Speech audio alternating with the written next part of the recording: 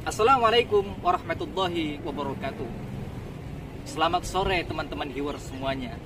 Semoga selalu diberi kesehatan dan kebahagiaan oleh Allah Subhanahu wa taala. Di sore hari yang begitu teduh, di sebuah taman yang begitu indah, di pinggiran Nil, kami merekam video ini. Saya akan membawakan sebuah tema tentang politik.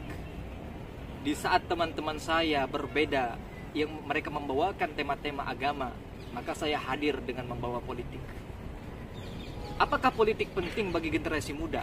Ya, politik sangat penting bagi generasi muda. Suatu negara bisa maju karena politiknya jalan, tapi negara yang politiknya tak jalan, maka biasanya negara tersebut akan bahkan hancur, bahkan negara tersebut tak akan berkembang. Kita lihat negara-negara terbelakang, biasanya banyak korupsi yang merajalela. Pendapat-pendapat tidak bisa disiarkan karena pemerintahnya tidak menegakkan demokrasi, karena pemerintahnya itu ya sewenang-wenang. Jadi saya tidak mengatakan bahwa politik di Indonesia itu bagus, tapi saya tidak mengatakan juga politik di Indonesia itu buruk.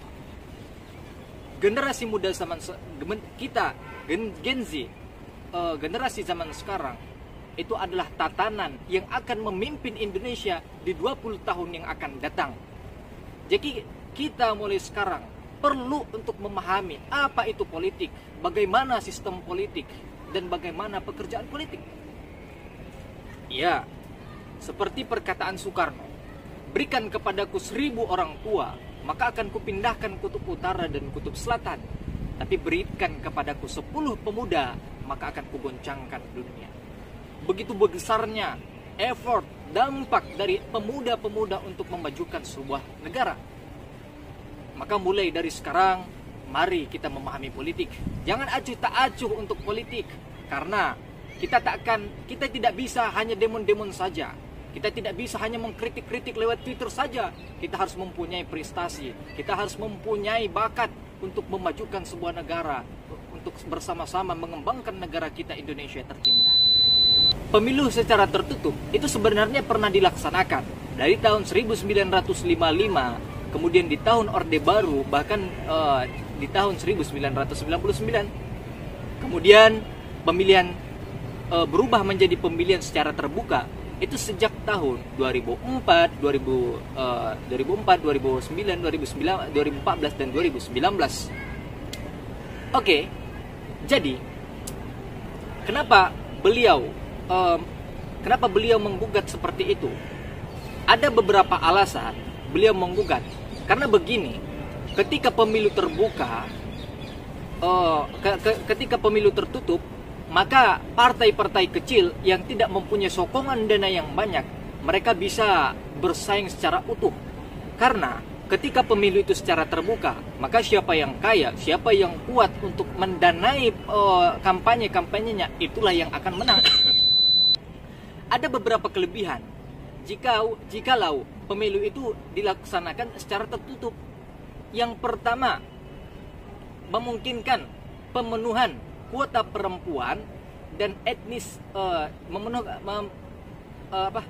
memungkinkan pemenuhan kuota perempuan dan etnis minoritas lainnya. Kemudian yang kedua, kelebihan dari proporsional tertutup itu adalah meminimalisir terjadinya politik keuangan seperti yang kita rasakan sekarang. Ketika setiap ingin terjadi pemilu, pasti banyak orang yang menyodorkan uang agar kita memilih orang tersebut. Kemudian yang ketiga adalah meningkatkan peran partai dalam mengkader mana caleg-caleg yang paling top di dalam partai tersebut. Itu kelebihannya. Kekurangannya apa? Kekurangannya juga ada. Kekurangannya, contohnya, yang pertama, pemilih tidak memiliki peran langsung memilih siapa yang orang akan dipilih, karena itu peran parpolnya. Yang kedua, memungkinkan penguasaan oligarki di dalam parpol tersebut. Yang ketiga, hubungan antara pemilih dan yang dipilih tidak akan terjalin. Itu kekurangannya. Kemudian, jikalau pemilu tersebut dilaksanakan secara terbuka, maka kelebihannya apa aja? Di antaranya, akan terjadi persaingan di antara caleg, akan terjadi persaingan di antara kandidat untuk mendapatkan dukungan demi meraih kemenangan. Kemudian yang kedua, pemilih dan yang akan dipilih akan pemilih akan mengetahui siapa yang dia pilih langsung. Ketiga, akan terjalin hubungan yang erat di antara pemilih dan yang dipilih. Yang terpenting di sini, maupun terbuka maupun tertutup, kita sebagai generasi muda harus harus memajukan politik di Indonesia terus agar Indonesia menjadi negara yang daulat. Ingat, target kita di 2045 nanti Indonesia akan menjadi negara ekonomi terbesar. Indonesia masuk dalam 3 negara ekonomi terbesar di dunia. Terima kasih, mohon maaf atas segala kesalahan. Wassalamualaikum warahmatullahi wabarakatuh.